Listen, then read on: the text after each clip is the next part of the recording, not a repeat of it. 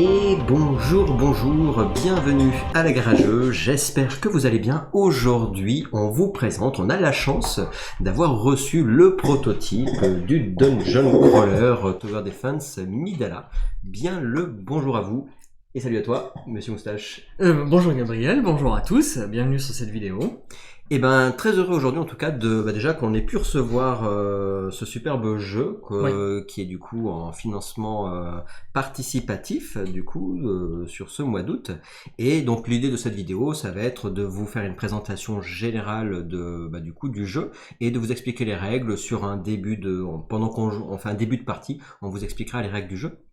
Et ensuite, si jamais du coup cette première vidéo vous intéresse, vous pourrez aller voir les prochains épisodes sur le YouTube de la Garageux, du coup pour avoir la partie complète suivie de notre du coup de notre avis sur tous les deux sur le jeu. Exactement.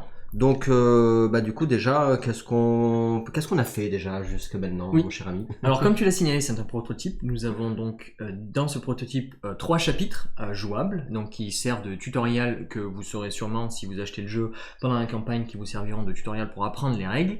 On a déjà fait les 2 premiers chapitres pour se donner une idée de comment on joue et de pouvoir vous présenter une vidéo avec les règles complètes du jeu sur ce chapitre 3. Donc on a accès à toutes les règles à partir du chapitre 3, donc c'est fait pour que ça soit évolutif. Donc il n'y a pas de prise de tête d'apprendre plein de règles dès le début, c'est vraiment une progression une progression progressive, j'allais dire. Ça fait un peu beaucoup de lapsus, mais de répétition. Mais c'est vraiment les tutoriels sont vraiment faits pour une production. Donc on a fait les 2 premiers qui sont intéressants. On suit l'histoire donc de Vikings. Oui, c'est ça, on est vraiment dans du côté nordique tout à fait. Si vous êtes fan des Vikings, etc., c'est un jeu qui peut vous intéresser.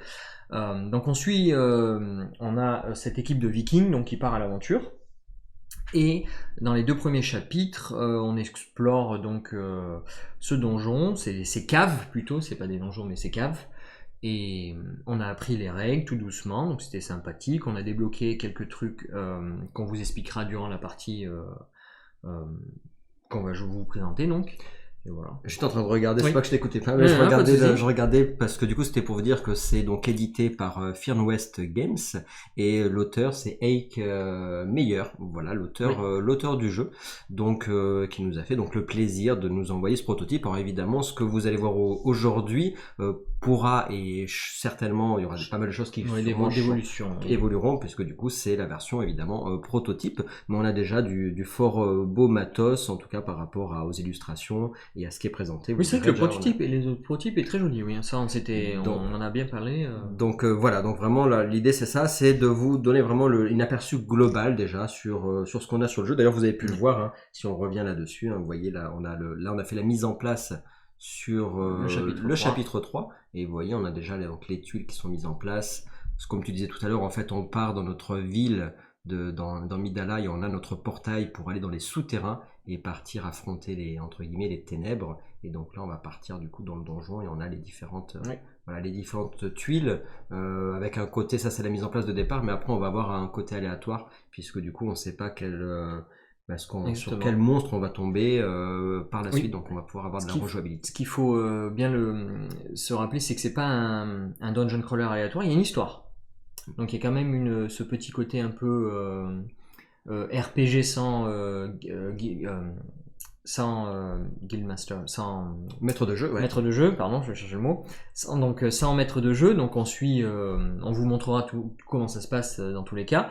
Dans le chapitre de scénario, on peut vous montrer le livret de campagne que l'on a. Pour vous expliquer qu'il n'est pas très gros et comme on n'a que 3 chapitres, voilà. Voilà, comme c'est l'intro, il faut savoir que par rapport à ça, vous aurez dans la boîte de base, il y a 10 chapitres avec des scénarios annexes, donc au total ça en fait 14 avec les scénarios annexes, et après il y aura aussi une extension qui vous permettra de rajouter 5 chapitres supplémentaires. Voilà. Donc là effectivement, alors là c'est vraiment le proto, mais oui, vas-y. Comme vous pouvez le voir, il y a écrit Saga de Arkon. Donc Arkon, c'est un des héros jouables du jeu.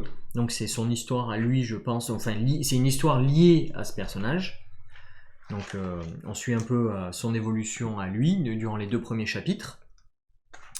Et donc là, le chapitre 3, on peut vous dire un peu ce qui s'est passé. Oui, sans spoiler, on peut quand même expliquer un peu. De toute façon, c'est l'introduction du jeu de toute façon. Et dans l'intro, dans les 2 premiers chapitres, ce qui s'est passé, c'est qu'on apprend dans le chapitre 1 que je viens juste... Arkon vient juste d'être promu guerrier viking tout nouveau, donc.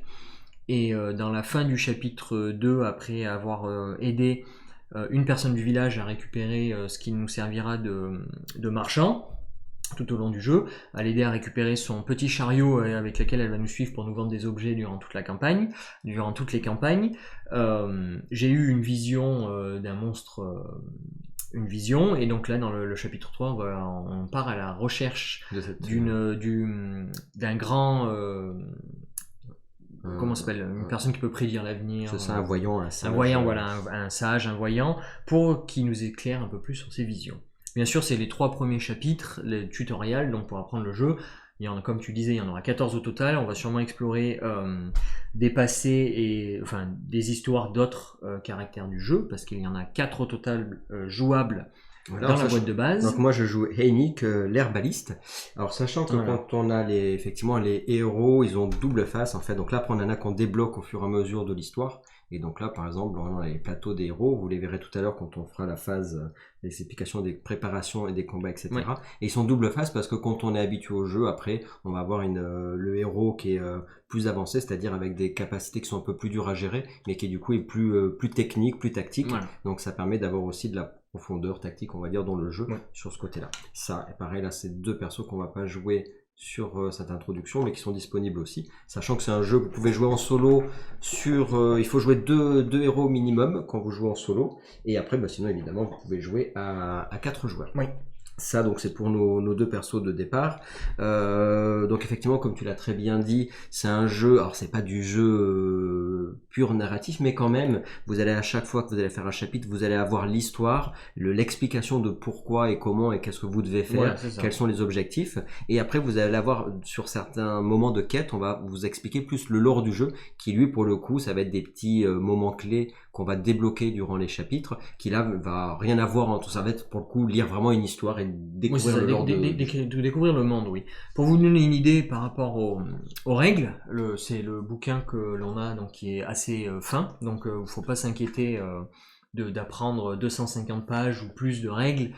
Suivant d'autres jeux, ça peut être très intimidant et je le conçois. Celui-là, il est vraiment fait pour que ça soit joué rapidement. C'est ça, effectivement. Les chapitres, on disait, après on n'a pas encore, on était que dans les introductions, donc on sait pas, mais les chapitres sont pas très longs. Il y a possibilité en plus, même si vous savez que c'était un jeu à campagne, puisque vous avez une campagne de plusieurs chapitres qui s'enchaînent, mais vous allez avoir la possibilité de faire venir des gens sur une session d'1h30, et même s'ils rejouent pas après sur votre campagne, c'est pas grave, puisqu'en fait les héros vont évoluer sur entre guillemets 3 épisodes. Un chapitre, c'est 3 épisodes, 3 cycles pour un chapitre, et donc vous pouvez très bien faire venir quelqu'un, il fait même un seul cycle, ou 2 ou les 3, et il va faire évoluer son héros, et à la fin des 3 cycles, de toute façon, entre chaque chapitre, vous allez réinitialiser de toute façon les caractéristiques pour, déjà je discutais avec l'auteur qui disait qu'on peut changer déjà de héros. Oui. Donc entre chaque chapitre, on peut prendre un héros différent pour changer les techniques, et aussi, même si on garde les mêmes héros, en fonction des objectifs, on va peut-être pas utiliser les mêmes capacités, donc c'est intéressant de changer pour pas avoir ce côté je suis ultra uber comme on dit, super fort, et puis et je bouge plus rien. Non, c'est un jeu qui se veut modulable. Oui, surtout que tu as une rejouabilité qui est assez grande, du fait que tu peux y rejouer sans forcément avoir toujours les mêmes skills, les mêmes items, etc. qui font que tu arriveras, même si tu connais les donjons ou autres, les explorations que tu vas faire, ça t'emmène quand même, il y a toujours une partie pas aléatoire, mais une petite partie d'incertitude sur comment gérer les situations et la stratégie à utiliser. Tout à fait, parce que comme on disait tout à l'heure, donc on va avoir les monstres qui vont être tirés au sort au hasard, hein, donc ça veut dire qu'à chaque fois vous savez pas exactement sur telle tuile ce que vous aurez comme monstre, et ça va donner aussi un peu la technique du jeu, la tactique de en fonction des monstres qui vont pas à tel ou tel endroit, du coup vous pourrez refaire aussi le scénario et ça sera pas la même chose parce que vous aurez pas les mêmes pops, etc. Voilà. Voilà, je pense que sur la présentation globale et du lore, etc., on vous a dit pas mal de choses déjà. Du coup, le mieux, c'est de vous expliquer les règles, de vous montrer tout ce qu'on peut avoir là dans le jeu, puisque donc sur le chapitre 3 quand on débute maintenant, on va avoir l'entièreté des règles. Et ce qui est pratique, c'est que ça se retrouve sur cette petite fiche que tu nous montres là. Exactement, que tu je veux nous montre montrer un ici. gros plan, voilà. Voilà qu'on a là. Donc là, on va en fait vous expliquer les règles du jeu pas à pas. Alors c'est un jeu qui est en anglais, donc pour la communauté FR pour l'instant, donc sur le financement participatif, c'est en anglais. Mais ceci étant, C'est pas très compliqué. quand on joue, il Oui. n'y a pas de texte directement sur les cartes. Enfin sur. C'est ça, Peu de c'est texte juste sur les cartes. lire un peu les histoires, Le lore et l'histoire. voilà, Voilà. Mais voilà. sinon, c'est vrai que sur le héros, il n'y a pas de texte en fait. Il n'y a presque rien. Oui, oui, c'est ça. Et derrière, en plus, il y a les mots-clés du jeu. Si vous oubliez un mot-clé, vous avez juste à retourner la page, ça vous Et explique. puis on a effectivement les mots-clés, voilà, les mots-clés qui sont dispo. Donc je disais, donc l'auteur dit bien, c'est un dungeon crawler avec aussi du tower defense, puisque du coup on va protéger notre portail. Pour pouvoir tout simplement. entrer.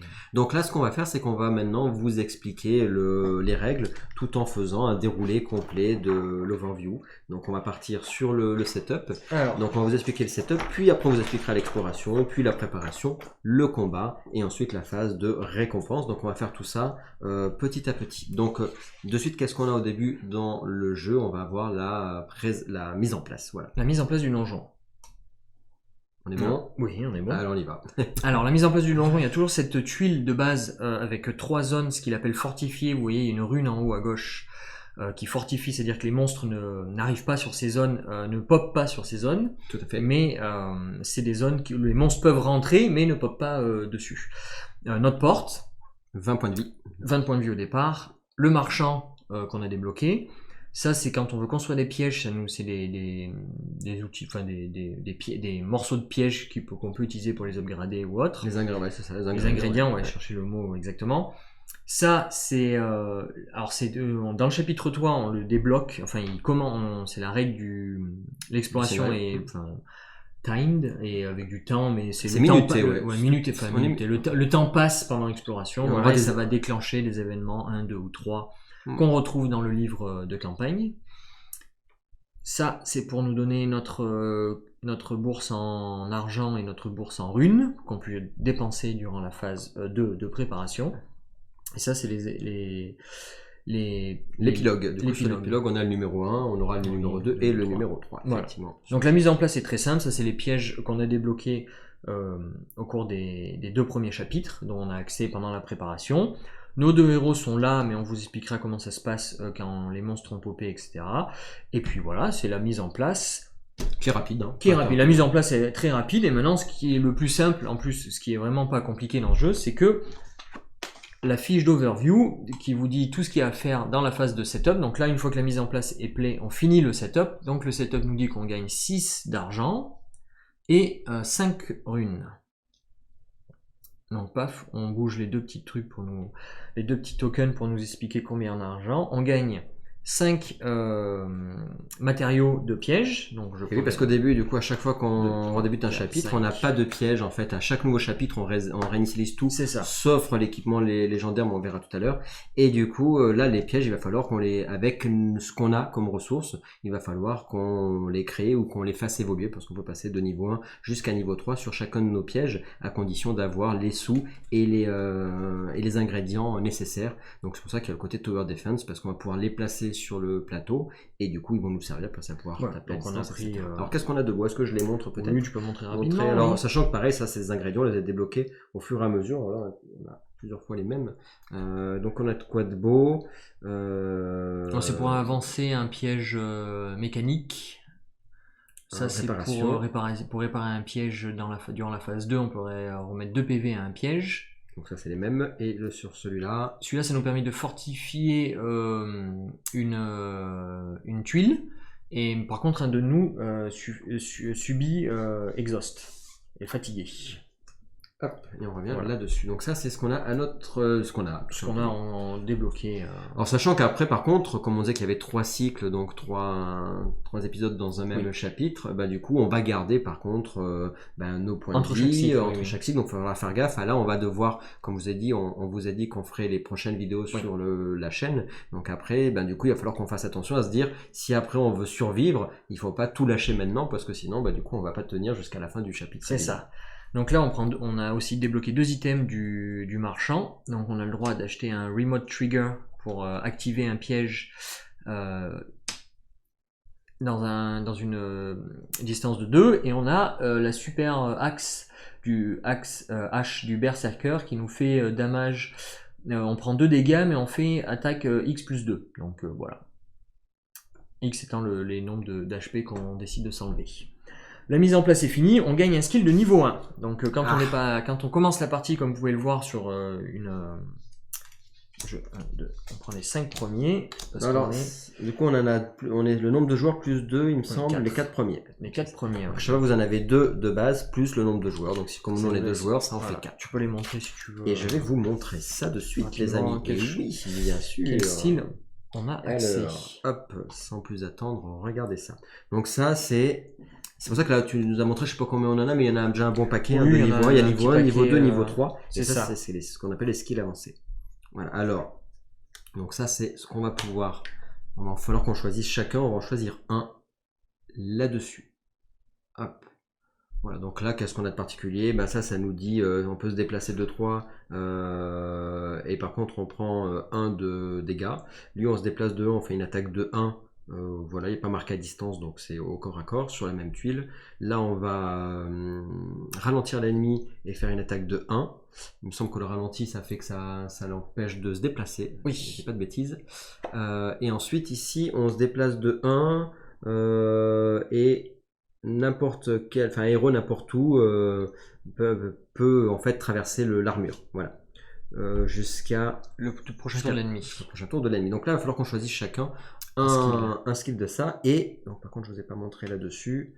Mais là, qu'est-ce qui va se passer? En fait, on va les mettre sur, donc là, comme il y a marqué, il y avait une petite flèche en haut, ici, là, vous la voyez, cette petite flèche qui dit qu'on est obligé de mettre ça sur, du coup, à cet endroit-là. Enfin, en tout cas, sur le numéro 1, là, au début, c'est facile. Le skill 2, ça sera ici. Et après, ça sera marqué si c'est en haut. Ouais, c'est ça. Sur le skill de niveau 3 qu'on débloque à la fin de la deuxième phase, de deuxième cycle de combat, donc. On a accès au skill de niveau 3 qui remplace n'importe quel skill de niveau 1 ou 2 suivant si la flèche est en haut ou en bas. Alors du coup, qu'est-ce qu'on fait avec ça? Qu'est-ce qu'on prend? La question c'est qu'est-ce qu'on fait? Alors je pense qu'il faut qu'il y en ait un de nous qui prenne le move 1, attaque 1, ça peut être intéressant, et l'autre le slow. Celui-là il est pas très intéressant. Oui. Par contre ces trois-là sont... Ces trois-là sont pas mal, ouais. Le pire le dégât il est pas mal aussi, mais le slow nous permet effectivement, on a une attaque de plus. Et puis ça ralentit l'ennemi pendant 2 tours. Donc, Écoute, moi je veux bien prendre ça, si tu veux, je peux prendre le slow et l'attaque de 1. Est-ce que je prends le perçage ou... Alors sachant que, donc, comme je vous ai montré juste avant, si on prend là vous les voyez dessus, mais donc sur notre plateau, qui sont ici, donc là je vais le mettre à cet endroit-là, ici, hop. Exactement. Je pense que je prends le bouge, se déplacer de 1 et d'attaquer de 1. Il faudrait presque remonter un tout petit peu, mais là on les voit ici quand même, les plateaux joueurs, il faudrait presque faire pareil, mais là on n'a pas la place de tout vous montrer. Voilà. Ça prend un peu de place, voilà. Ça prend pas, c'est raisonnable. On va mettre le donjon après. Mais c'est vrai que du coup je serai obligé de bouger parce qu'on va avoir le donjon qui va continuer. Voilà. Là tu peux le mettre sous la caméra. Oui, bon, je vous ai montré de toute façon. Voilà, donc là c'est les skills, on a choisi nos skills de niveau 1, on va faire la phase 1, donc la phase d'exploration. Oui. Qu'est-ce qui se passe dans la phase d'exploration? Revenons par ici. Donc phase d'exploration, la première chose qu'il nous dit c'est choisir un chemin. Voilà, hop. Et il va falloir l'explorer évidemment et on va suivre la section en fonction. Voilà. Donc là, hop, je te laisse, monsieur Moustache, je te laisse le bouquin. La question c'est est-ce que tu veux suivre le chemin L, le chemin B ou le chemin D? Bonne question. Alors si on regarde juste ici, parce que là on va voir là, vous voyez peut-être pas tout là, mais là effectivement on voit qu'on va pouvoir aller ici. On a des sorties pour aller là, ou ici. Et on a une dernière sortie pour aller ici, que là vous voyez pas sur la grande caméra. Hop, voilà. Donc avec ça, il faut effectivement choisir. Quel chemin tu préfères? Le L? Juste pour aider la caméra, disons le L. Allez, le L. Comme ça nous montrera ici. Le L, on place la tuile numéro 3, qui est ici, donc. Hop. Et on va toujours mettre les tuiles, la lettre avec le chiffre avec la lettre, si je dis pas de bêtises. Chiffre, oui, c'est ça. Et on lit la partie 104.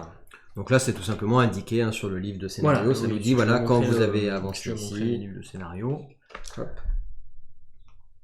Voilà, donc là on a placé par rapport à elle, donc on nous dit voilà, quand vous êtes sur elle, vous faites ça. Et vous pour ça, la faites ça. tuile 3, lisez 104. Donc on va lire 104. 104 nous dit au centre de cette pièce, on trouve un cercle qui a été arrangé de runestone, donc, qui est en train de pas d'exploser, mais qui a plein d'énergie, explosé avec de l'énergie.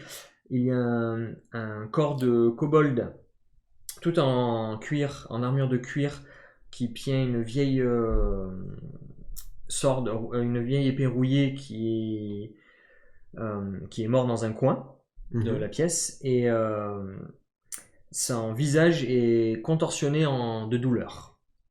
On voit des lignes de sang en dehors de ses yeux, et on sent presque une sorte on est presque désolé pour cette petite créature démoniaque. On gagne 3 runestones, donc ça c'est pas mal. Donc 5, 6, 7, 8, voilà, sur le plateau. Nos runestones. Est-ce qu'on veut refaire, si on décide de chercher le corps, de voir s'il a des objets sur lui, on lit le chapitre 111, sinon on continue d'explorer le donjon. Voilà, donc là, on voit la rampe de suite, hein, ça fait vraiment, on vous fait peu de spoil, il y a à peine parce que c'est le début, mais là on voit qu'effectivement déjà dans l'histoire on a des choix, enfin, ouais, des petits choix effectivement. Ouais. Donc là qu'est-ce qu'on fait mon cher ami? Est-ce que tu veux qu'on explore le corps, ou qu'on peut peut-être continuer le donjon pour essayer de trouver de combat, et puis on peut revenir plus tard explorer le corps. Eh bien, écoute, je sais pas si on pourra revenir plus tard, mais on dans verra tous les bien, cas, explorons encore le donjon alors. Le but c'est essayer de trouver une phase de combat pour que ça dure pas trop longtemps, parce qu'on avait dit qu'on faisait une vidéo de 20 minutes, c'est déjà passé. Allez, on y va. Donc effectivement, on va partir, donc on continue d'explorer le donjon et partons sur le B. Le B, d'accord, le B. Alors logiquement, effectivement, ça veut dire qu'on est censé être en train de bouger, puis là on serait là, et puis on se déplace, etc. Voilà, c'est ça. Voilà. Le B, les tunnels sont gravés, ont été faits de la roche, et certains des travaux qui ont été faits sur la roche des tunnels sont assez intrigants, sont assez fins. Et ça a dû être fait il y a très longtemps. Malheureusement, on n'a pas le temps de regarder le craftsmanship, la dextérité de la personne qui a créé les travailleurs de pierre. On place la tuile 5K et on tire un événement de niveau 1. Alors là, on peut les montrer si tu veux, juste le dessus. Oui, juste le dessus pour pas spoiler. Voilà, c'est ça. Donc là, qu'est-ce qui se passe? Hop, on y va ici. Et donc là, on a effectivement des cartes d'événements de niveau 1, niveau 2, après il y en aura d'autres, etc. Et là, donc on va effectivement prendre la... on mélange, il faut mélanger d'abord. Alors là, déjà mélangé, tu avais déjà mélangé de toute façon. Et là, on va prendre la toute première. Donc logiquement, c'est comme ça. Hop, c'est l'illustration. Et bim, on arrive là-dessus. Voilà. Alors, check. Qu'est-ce que ça nous dit, cher ami? Ça nous dit qu'on entend un bruit dans la distance. Et quand on s'approche, on trouve un petit ruisseau. Plein de petits d'esprits soigneurs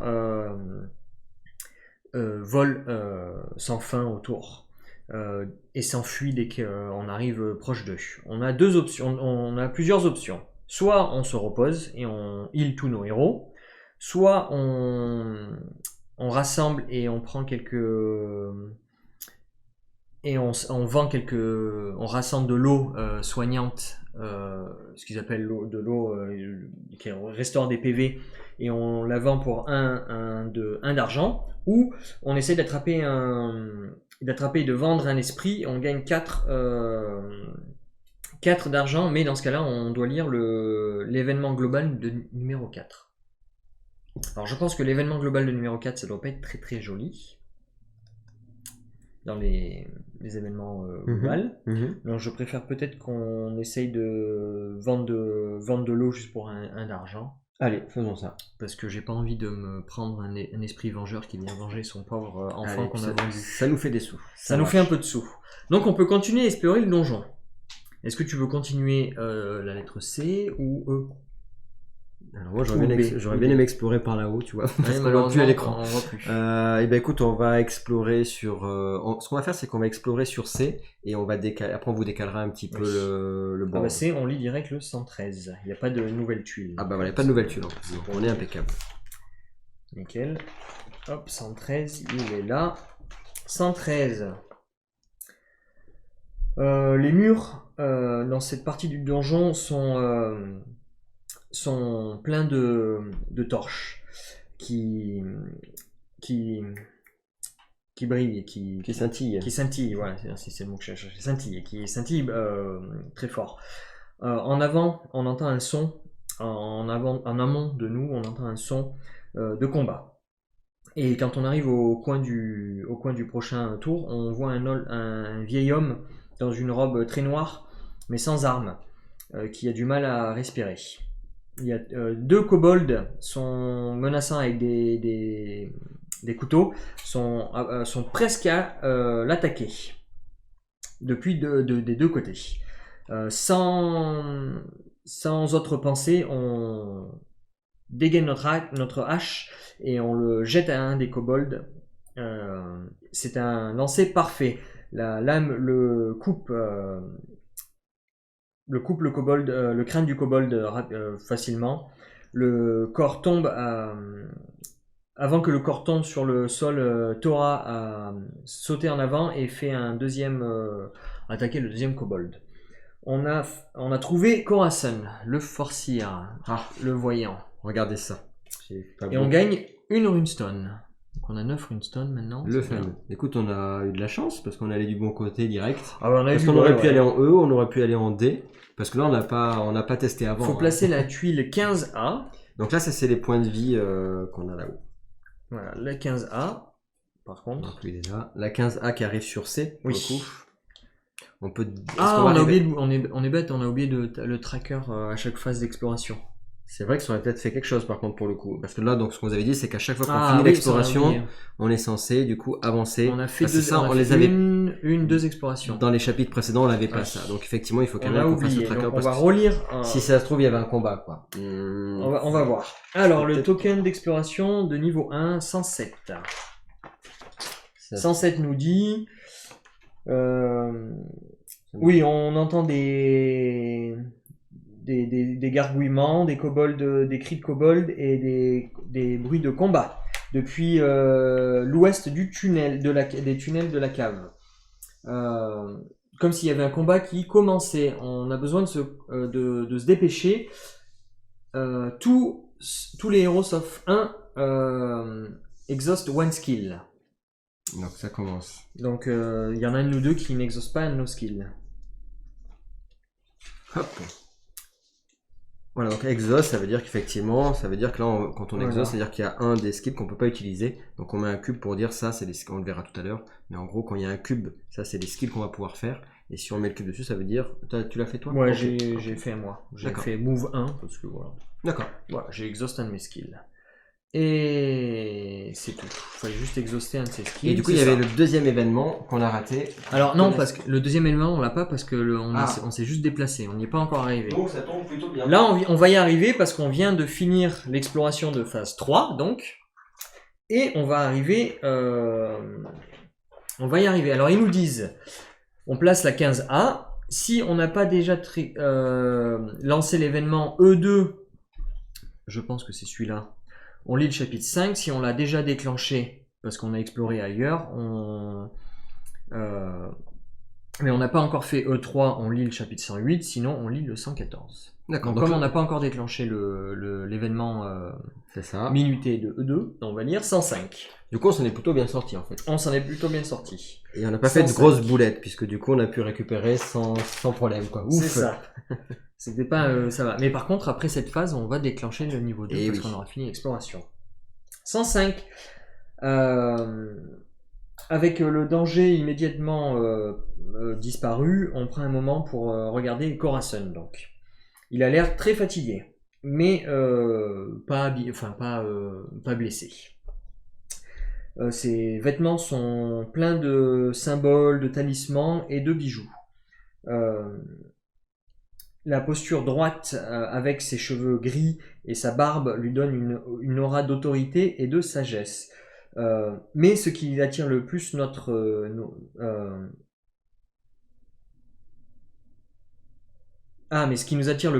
qui attire notre regard le plus, son regard. ses yeux.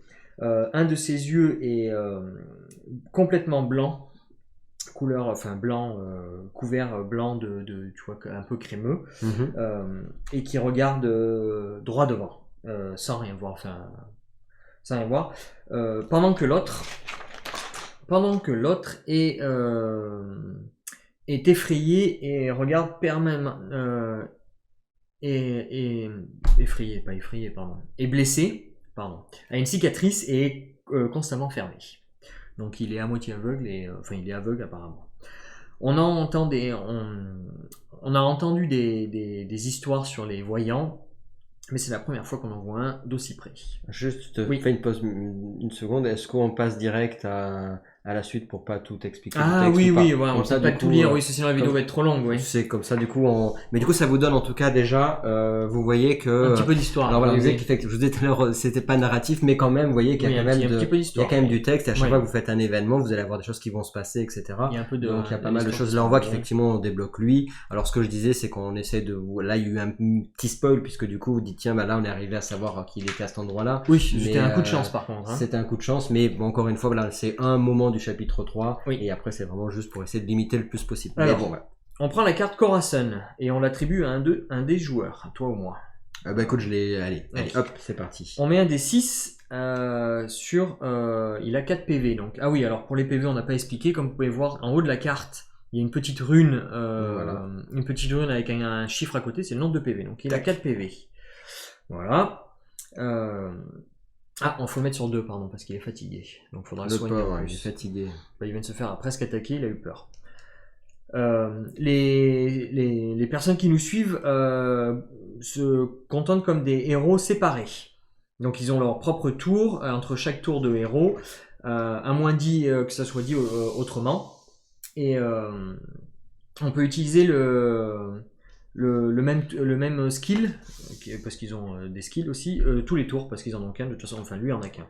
Sauf dit au contraire, s'ils nous disent qu'on ne peut pas utiliser le skill 3 ou 4 fois d'affilée. Alors lui, il a quoi? Il a la Vision of Pain, oui.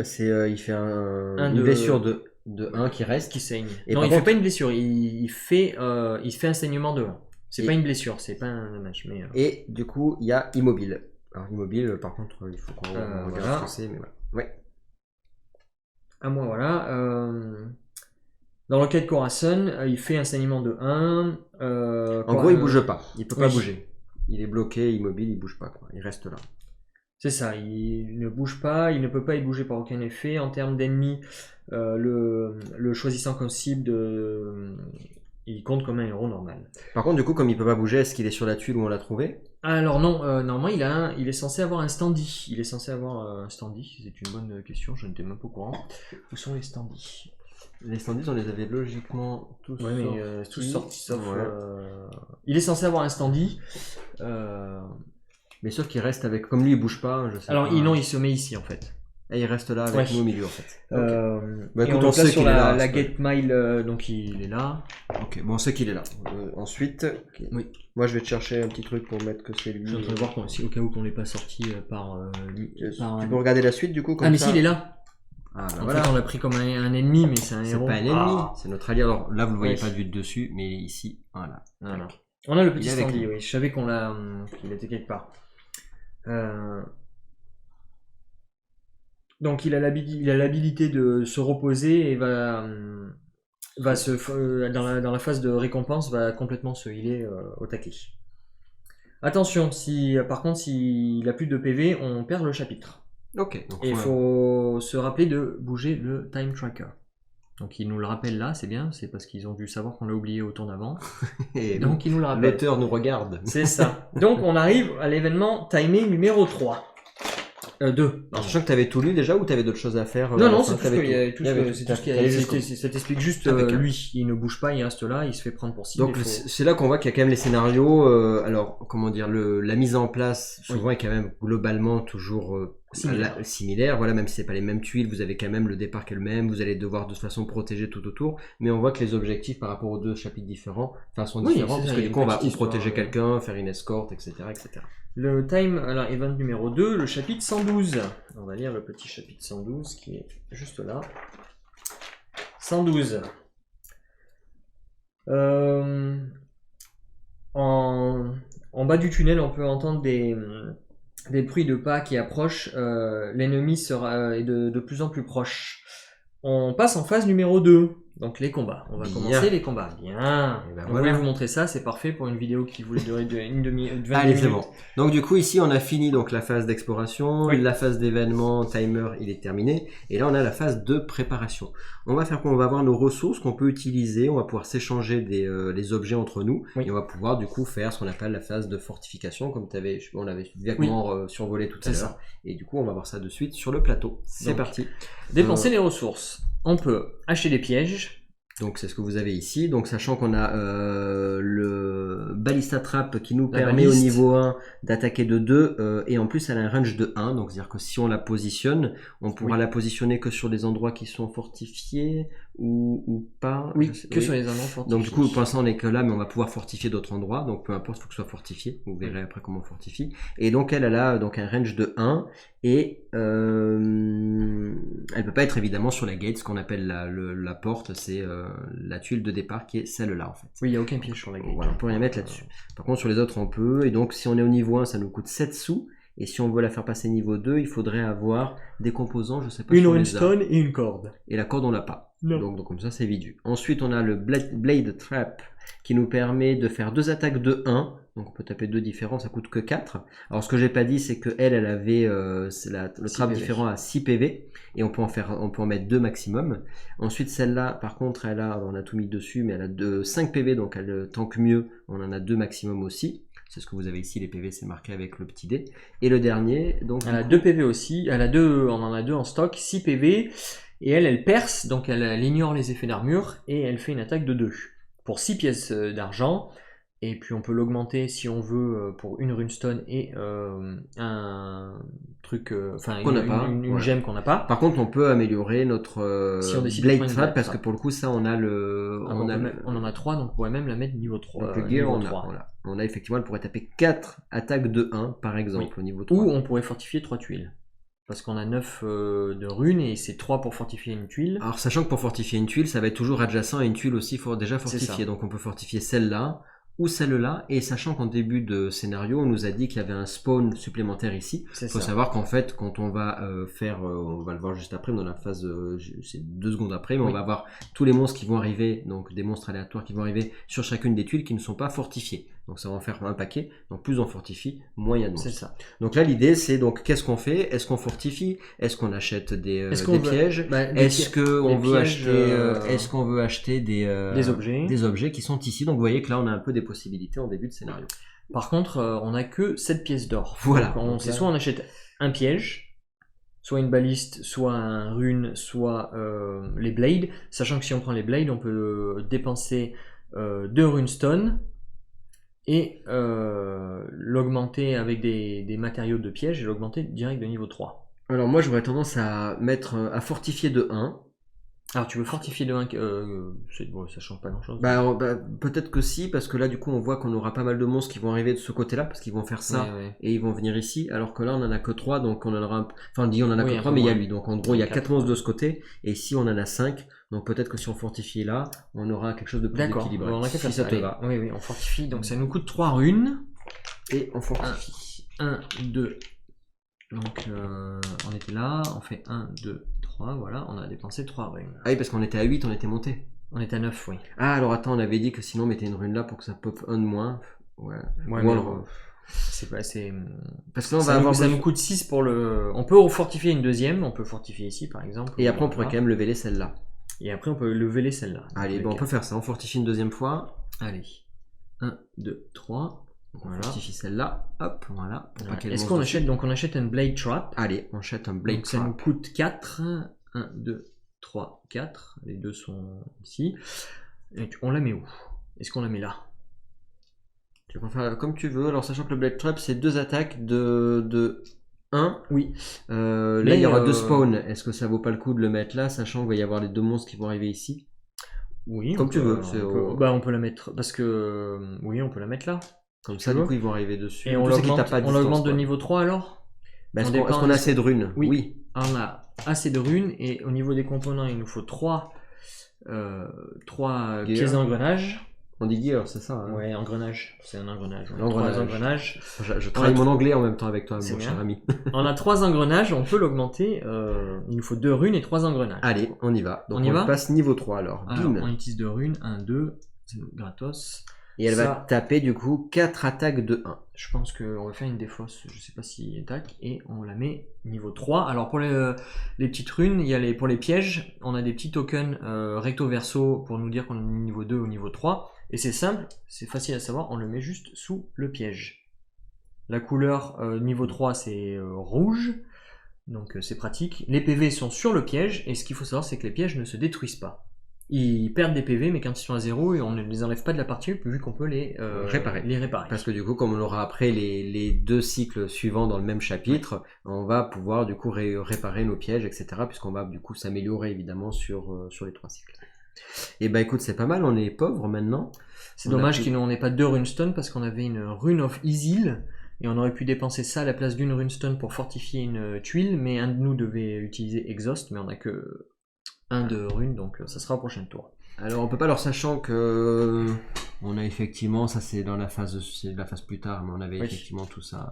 Voilà. Ah oui, bah non, c'est ce qu'on a fait là. C'est maintenant. C'est ce qu'on vous explique là depuis tout à l'heure, c'est tout ça, c'est effectivement ce qu'il y a ici. On peut vendre, etc., etc. Oui, c'est vrai que oui, on l'a pas dit. Ce qui est pratique sur cette map, en plus de savoir de suivre l'avancement des trackers, etc. Ça dit tout ce qu'on peut faire avec les ressources. Acheter, combien ça coûte, etc. Donc c'est très... Bah là on n'a plus rien, donc comme ça, enfin, si on a 3, on pourrait acheter juste pour le fun parce que c'est la vidéo et on pourrait dire que... on peut vendre notre dernière runestone pour gagner 1 d'argent et acheter un deuxième piège. Parce qu'on a 4, ça, pour acheter le deuxième... Est-ce que tu veux pas qu'on garde ça pour, même si c'est pas sur cette vidéo-là, pour voir pour plus tard? Parce qu'après on va le garder pour le cycle d'après, donc on peut se dire on verra bien ce qui se passe à la fin de ce scénario, si on s'en sort ou pas. Est-ce qu'on décide de payer 1 d'argent pour lui mettre tous ses PV? S'il en a que 2. Allez, on fait ça. On a le droit de le faire sur l'allié, je suis pas sûr. Bah, il est considéré comme un héros, il est écrit dans les histoires. Il est écrit qu'il est considéré comme un héros à part, il a son propre tour, etc. Donc, je vois pas pourquoi on pourrait pas le healer. Et bah allez, donc du coup on dépense... 1 d'argent, on n'est pas obligé. Hein, si faisons-le, c'est bien. Et donc il repasse à 4. Voilà. Donc je mélange le deck d'ennemis, parce que pour le pop, alors il a une solution... pour tout ce qui est tour des combats, etc., des monstres surtout, et comment les monstres pop, qui est simple, c'est la tuile, l'ordre d'activation des tuiles. On part de la porte principale, et on va faire dans l'ordre des aiguilles d'une montre, les tuiles qu'on a activées, si la tuile a été activée en dernier, c'est la tuile d'après, etc. Donc là, comme on a activé que des tuiles de ce côté, on partirait d'ici, donc ça ferait, on va faire popper des monstres que sur les tuiles qui sont pas fortifiées, donc fortifié, fortifié. Cette tuile est pas fortifiée, il y a un +1, on va faire popper 2 monstres, on fait popper au hasard. le Donc là, Kobold Bomber, oui, au hasard, après je leur montre en même temps, comme ça je leur montre un peu ce que c'est que les cartes des monstres. Le Kobold Bomber. Donc qu'est-ce qu'ils nous disent de beau sur une carte? On a les points de vie, et quand on joue à 2 joueurs, on voit qu'il a 5 points de vie. Si on était 3 joueurs, il aurait 7 points de vie, et 4, il aurait 9 points de vie. On voit son nom, il a un effet quand il meurt. On voit qu'il... Donc là, on va voir tout à l'heure, mais en fait, ils ont des cibles. Il peut avoir la cible ou la gate, la porte, ou les pièges, ou les héros. Et ils vont toujours rester... N'importe qui. Ou n'importe qui. Et ils vont toujours rester sur leur target. Ils vont pas changer de target. C'est ça. Donc il va falloir avoir cette stratégie de jeu de dire, en fonction de sa cible, on va du coup décider de ce qu'on va faire. Et il fait une attaque de 1, et quand il meurt, il fait 3 de dégâts contre tout ce qu'il y a sur sa tuile.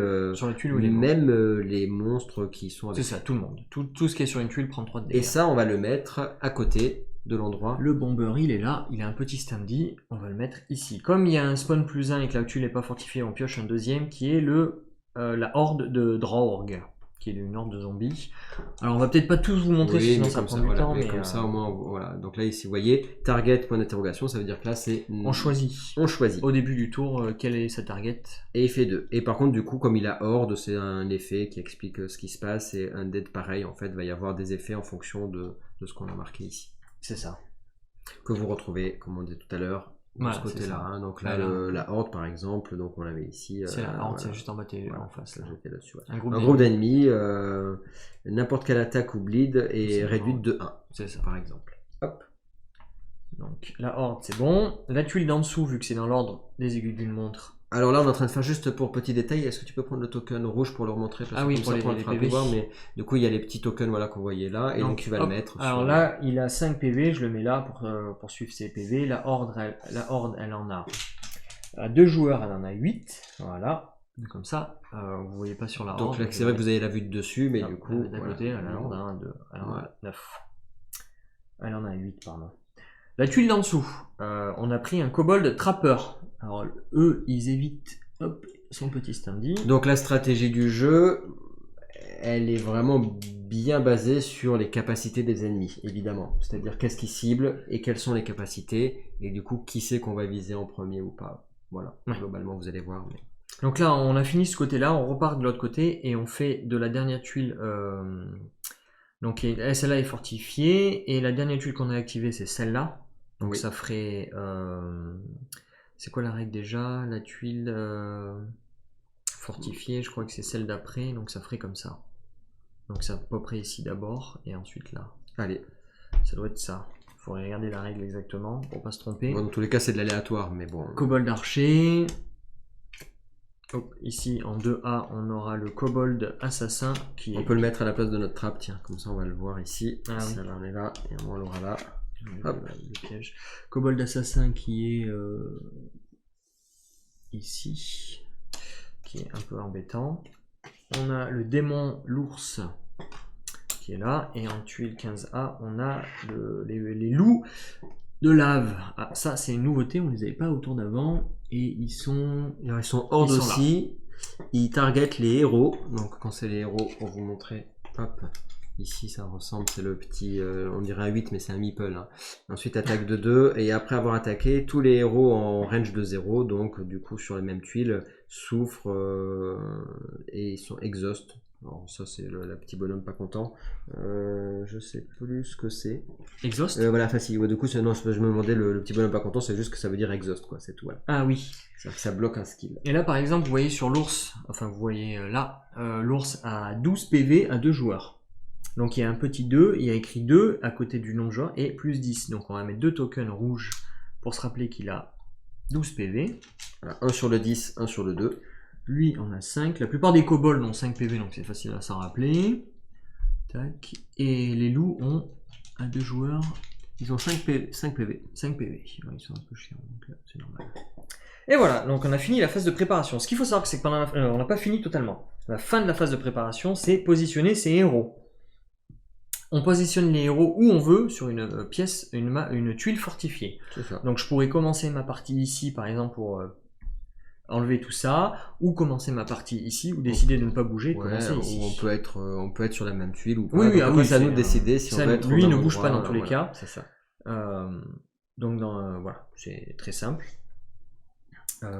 Donc qu'est-ce qu'on fait, mon cher Moustache? Est-ce qu'on se met du même côté ou Je pense qu'il faut aller taper le bomber parce que lui va pouvoir attaquer, va se déplacer jusqu'à la porte et faire 3 de dégâts quand il va mourir. Donc on se met tous les deux là-bas? Ben moi je vais me mettre là-bas, tu peux te mettre ici pour commencer à... Comme tu veux, ou alors on va vite à le dégommer.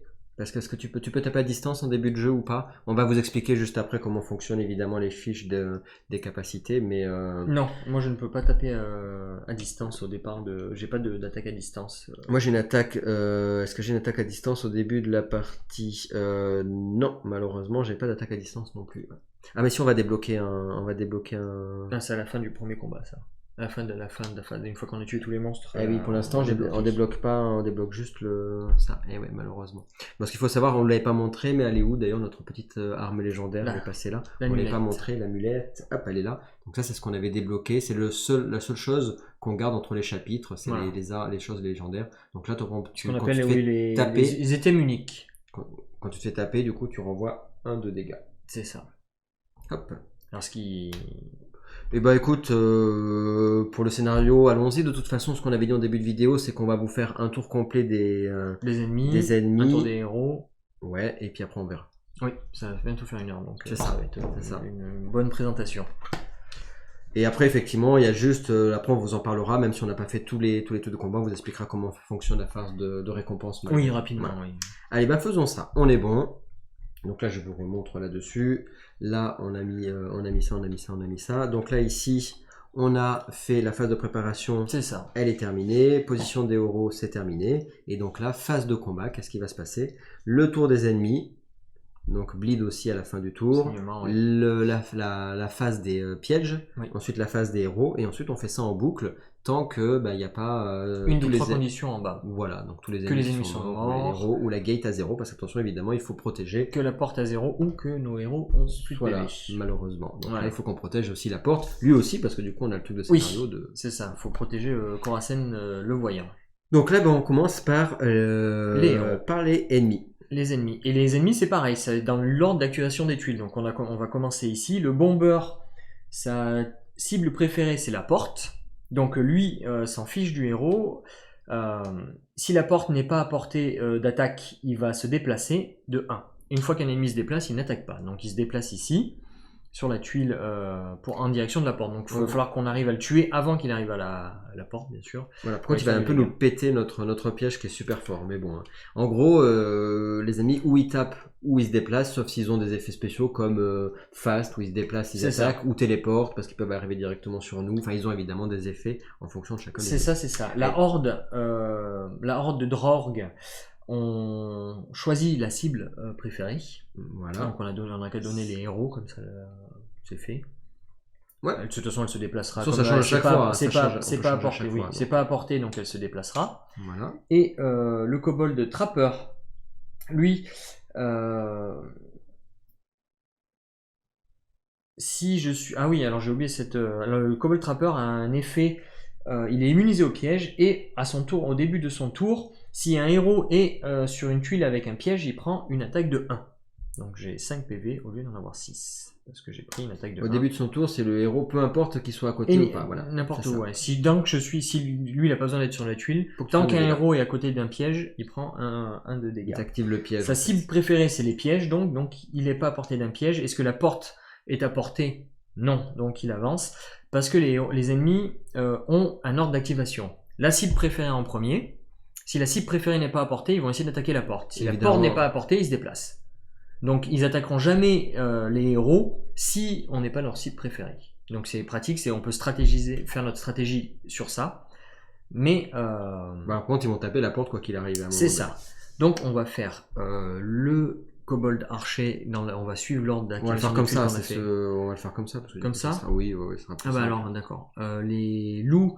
La meute de loup de magma, elle cherche le héros et du coup elle va se déplacer et pour l'instant rien de plus parce que du coup elle n'a pas attaqué, sinon il se passerait un truc. L'archer, héros préféré, cible préférée, les héros, attaque de 2 mais range de 2. Donc là du coup il peut me taper là, même j'aurais été là, il m'aurait tapé quand même. C'est ça. Et donc il me fait 2 de dégâts. Et donc du coup je passe de 5 à 3 directement. C'est ça. Le kobold assassin, c'est un petit particulier, il va attaquer. Au début de son tour, il va direct bouger sur la tuile avec le héros qui a le plus de PV, donc c'est moi. Et en plus, il est mesquin parce qu'il a face, donc il se déplace et il attaque.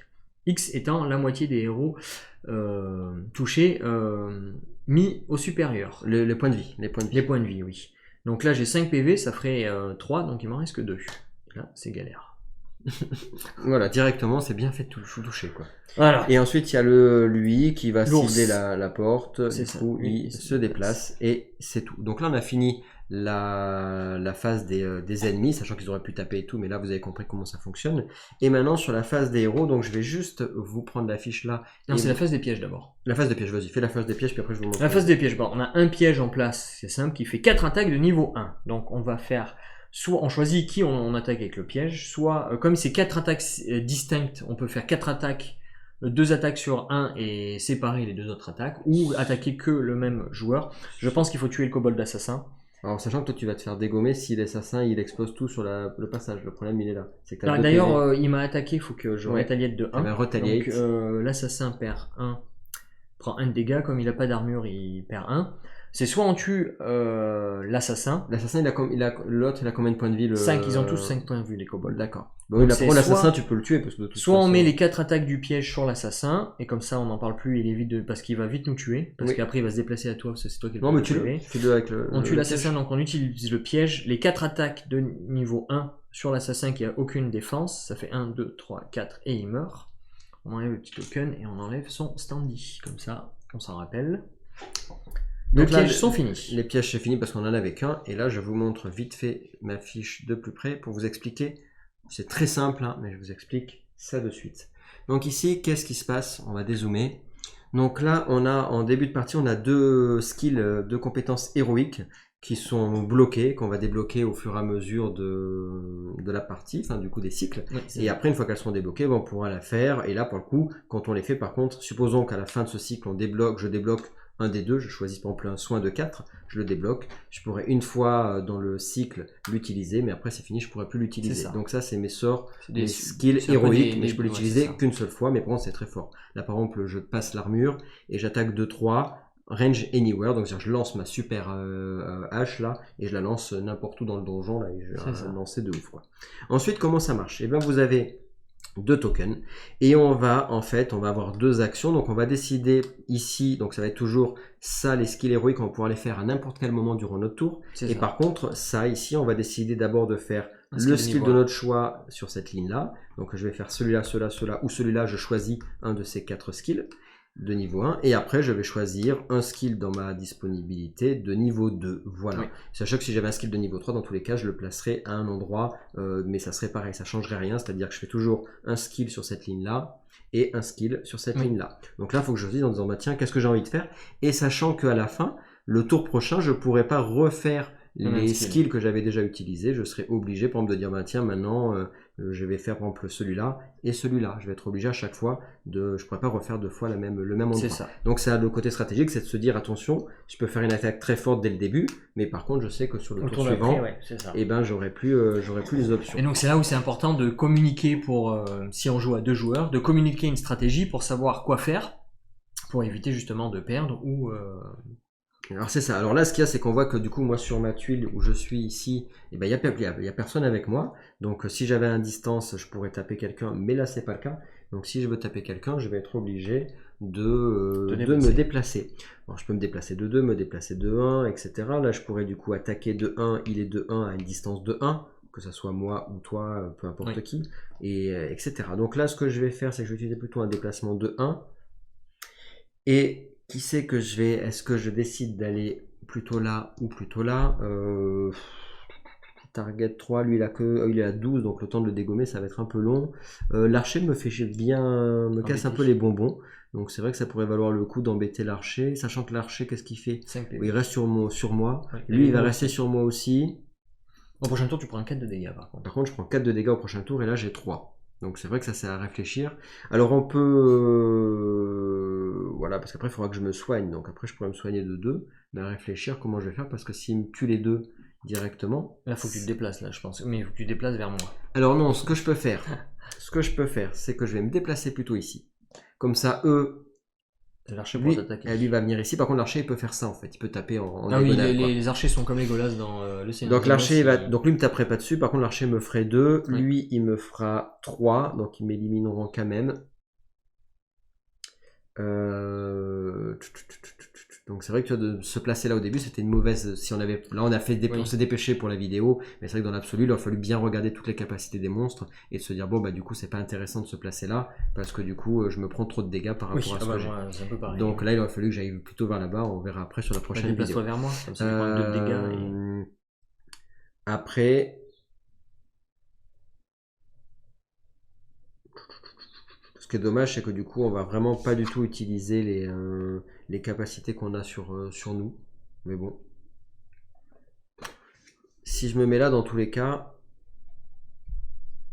Lui, il attaque la porte, donc il avancera vers la porte.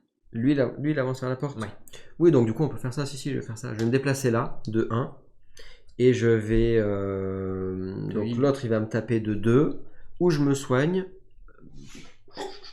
Où je décide de me soigner, ou je peux déjà commencer à le taper. Sachant que comme j'ai 3 points de vie et que l'autre il me tapera à 2, ben je serai pas mort. Voilà. Donc c'est à voir, qu'est-ce que tu en penses, cher ami. Alors, sachant que lui, dans tous les cas, il va pas me taper, même s'il est sur la même tuile, il s'en fout, il dit ouais, je me casse, et il va chercher la... C'est ça, lui, sa cible préférée, c'est la porte. Donc, Mais écoute, se soigner, c'est pas mal non plus, hein. On va pas se mentir, hein. Donc je pourrais me soigner d'abord et puis taper après. Oui, mais sauf que lui... Si je fais ça, lui va se déplacer, je pourrais pas le taper. Oui. Donc non, je vais pas faire ça. Je vais taper, de toute façon il se déplacera. Tu tapes combien? 2? Et je tape de 2. Alors pardon, j'ai pas mis la bonne... 12. Donc j'étais ici, je l'ai mis nos têtes, mais on s'en fiche. Donc j'ai mis ici, je tape de 2. Oui. Et là ici, donc 2 points de vie. Oui, je les ai déjà enlevés. Oui, il y avait 10, j'ai fait donc 2, il a plus que 10. Et là j'ai fait tout ce qu'il y avait de possible sur mon tour. Voilà, à mon tour. Alors là, du coup, à toi ton tour, c'est parti. Ah bah enfin on peut faire la sienne parce que ça change rien, il a juste un truc qui fait un saignement de 1 sur la créature qu'on veut. Mais n'importe où. Je pense, il n'y a pas écrit que c'est limité à... C'est une vision, donc... C'est une vision, donc je pense que oui. Quelle créature on met une vision de pain? Une vision de douleur. Est-ce qu'on le met à l'ours? Ou est-ce qu'on met... On peut peut-être le mettre à l'ours parce que c'est celui qui a le plus de PV. Allez. Et c'est surtout que c'est... On peut les accumuler. Donc si tous les tours on met à l'ours, tous les tours il va saigner. Donc l'ours on lui met un petit token ici. Hop. Un petit token de saignement. À la fin du tour de l'ours prochain, il prendra un dégât automatique. C'est ça, à la fin de son tour. Et c'est à toi. C'est à moi. Donc moi, comme j'avais déjà fait à cause de... Mon amulette d'ailleurs, elle est fatiguée. Elle exhaust. Elle est exhaust. Comme j'avais fait, en trouvant Corazon, j'avais dû exhauster une capacité. C'est vrai, t'as plus qu'une... Donc j'ai fait un mouvement de 1. Donc ce que je vais faire, c'est que je vais faire un mouvement et une armure de 1. Comme ça, un mouvement. Alors, je suis pas obligé de bouger. Il faut savoir, c'est que voilà, il y a deux capacités. Je peux bouger et prendre une armure, mais je suis pas obligé de faire le mouvement. Je peux rester sur la tuile où je suis et prendre l'armure. L'armure à la place. Peux-tu me donner un petit token d'armure? Très bien, te donner un petit token d'armure de niveau 1. Voilà, il y a des tokens. Les tokens sont 1 recto verso, 1 2. Donc je le mets sur ma tuile de personnage pour me rappeler que j'ai une armure de niveau 1. Et en deuxième attaque, je vais faire une petite attaque de niveau 3, je pense, sur... Est-ce que tu survis d'abord sur le... Est-ce que tout va bien de ton côté par rapport à la prochaine activation? Oui, parce que le bomber ne m'attaque pas. Très bien. Et lui, on peut choisir sa cible, donc on pourrait le faire attaquer le piège par exemple. Et comme ça, il ne me dérange pas. Il nous fait décider qu'il attaque la porte et il se déplace. Allez, ça marche. Dans tous les cas. Je vais faire une petite attaque de niveau 3, mais je pense que je vais attaquer le bomber. 1, 2, 3 et le tuer au prochain tour. Si tu pouvais... et non, je peux pas le tuer, sinon il me tue. Et oui, parce qu'après il va exploser sur... C'est dommage qu'on n'ait pas de capacité à distance là. On est un peu bloqué parce qu'on n'a pas eu... Et c'est là où on voit la rejouabilité, c'est que il y a des skills, il me semble, de niveau 1 où on peut taper à distance. Donc c'est là qu'on voit qu'à chaque fois, et ben, on sait pas, dans les gameplays, ça va changer. C'est ça, la stratégie, on a mal stratégisé, j'ai envie de dire. On a mal fait notre stratégie. Voilà, mais par contre, on espère que la vidéo vous plaît. Oui. Et voilà, donc là on a fini tout le tour des héros, et donc la phase de combat continue, on recommence autour des ennemis. Donc logiquement, là, faudrait rejouer pendant encore un petit moment pour arriver à tuer tout le monde, etc. Comme on vous a dit, ça on va pas le faire, on va le faire sur la vidéo suivante. Si vous êtes intéressé, vous irez voir sur la prochaine vidéo de la garageux sur le YouTube. Et là, juste, on va vous expliquer comment fonctionne la phase de récompense si jamais on avait réussi, évidemment. Donc là, qu'est-ce qu'elle a cette phase de récompense? Donc elle nous dit, d'abord on regarde la quête, parce que la quête peut donner des récompenses, etc. Ensuite, on récupère une action... un skill ultime, un skill héroïque. Ce que vous avez expliqué. Voilà. Ensuite, on récupère les objets qu'on aurait utilisés. Mon amulette redevient... Voilà. Donc, tous les objets qui étaient fatigués, on les récupère. Ouais. Ensuite, on enlève tous les jetons de statut. Ensuite, on va level up. Ça veut dire quoi? Ça veut dire qu'on va piocher, comme tout à l'heure, 4 skills, mais ce coup-ci, ça va être de skills de niveau 2. Et on va les placer sur notre emplacement de niveau 2. On l'avait vu tout à l'heure, c'est-à-dire qu'ici, ça serait ici. Voilà. Et après, si jamais on faisait le cycle d'après, on repiocherait 4, mais ce coup-ci, ça serait des niveaux 3. Et en fonction du skill qu'on prend, il y aurait des flèches vers le haut ou vers le bas, pour nous dire, ou bas et haut d'ailleurs, pour nous dire on va pouvoir le remplacer un des skills déjà présents. Et il faut se respecter la flèche pour savoir si on peut le mettre sur cette ligne ou sur cette ligne. Et c'est le maximum qu'on pourra customiser nos héros. Voilà, on n'ira pas plus loin et après, il faudra, sur le chapitre d'après, on repartira de 0 ou avec un autre héros. Oui. Tac, tac, tac, tac, tac, tac, tac, voilà. Ensuite, on rajoute 2 objets dans la partie des objets. 2 objets du chariot de Dara, on les rajoute. Ensuite, on gagne 6 silver et 2 runestone, logiquement. Ensuite, on gagne 3 trap components, donc des matériaux. Voilà. Et ensuite, on refait une phase d'exploration. Voilà. Et puis voilà, l'exploration jusqu'à ce que, qu'est-ce qui se passe? Et bien jusqu'à ce qu'on ait, en fait, il va y avoir l'épilogue numéro 1, numéro 2, et quand on arrive à l'épilogue numéro 3 et c'est la fin, ça va nous dire... Enfin, jusqu'à ce que je lise l'épilogue de fin. Ouais. Parce que souvent ici on est sur le 1, puis après on va avoir un numéro 2, un numéro 3, etc. Et c'est là qu'on finira le chapitre. Voilà. Bah écoute, on s'en est sorti sur 1 heure de vidéo, Oui, c'est pas donc mal, je si ça trouve. vous intéresse, bah du coup n'hésitez pas à aller voir la prochaine vidéo. Voilà, sur la campagne, Euh, sur la vidéo, sur la donc chaîne là, on Garageux. finira le tour de combat, etc. Et ensuite, on vous fera une autre vidéo où on fera la critique, Une petite critique, ou en tout cas voilà. nos points de vue, Nos de ce points de qu'on vue a bien aimé, personnels, ce voilà. qu'on a moins aimé, etc. sur le jeu.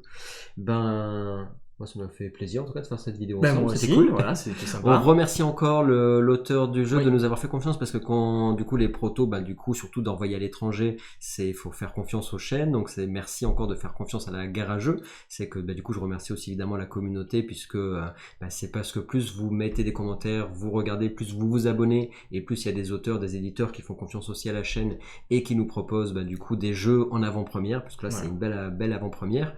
Oui. On peut vous le dire. Donc bah, continuez comme ça. Si ça vous plaît, un petit j'aime, un petit commentaire, et puis abonnez-vous aussi à la chaîne, ça fait toujours plaisir, hein, de toute C'est façon. ça. Voilà. Et puis on se retrouve très vite. Mais on se retrouve très vite, passez une bonne journée, une bonne campagne à Midala donc. Bye bye. Bye bye. À tout bientôt.